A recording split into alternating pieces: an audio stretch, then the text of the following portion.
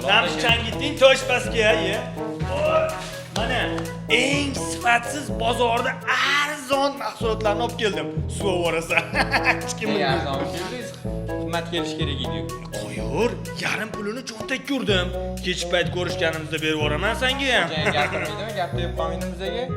Sen og'zingga mahkam bo'lsang, hech kim sezmaydi. Tezlashtir. Navoiy shahrida qurilayotgan ko'p qavatli binolarda yuqoridagi kabi ko'rinishda bir qator kamchiliklar aniqlandi. Tekshiruv davomida ko'p qavatli binoning mustahkam tayanch devorlari ham olib tashlangani qayd etildi.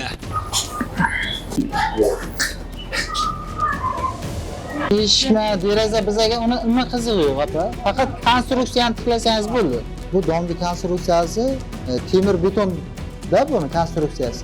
Buni har qanday nimasini buzish mumkin emas. Taqiqlangan. Tadbir davomida energetik ko'chasida joylashgan ko'p qavatli uylardan birida amaldagi shaharsozlik norma va qoidalarini qo'pol ravishda buzganligi aniqlandi. Xonadon egasi uyning xavfsizligini va mustahkamligini ta'minlovchi asosiy tayanch devorni tegishli ruxsatsiz o'zboshimchalik bilan buzganligi aniqlandi. Mazkur holat yuzasidan huquqbuzarga nisbatan O'zbekiston Respublikasi Ma'muriy javobgarlik to'g'risidagi kodeksning tegishli moddasiga asosan jarima jazosi qo'llanildi. Shu o'rinda hurmatli tadbirkorlar, ko'p qavatli binolarni qurish jarayonida qurilish me'yor talablariga amal qilgan holatda harakatlaning. Zero siz ko'targan binolar bir kunga emas, asrlarga tatigulik san'at asari bo'lsin.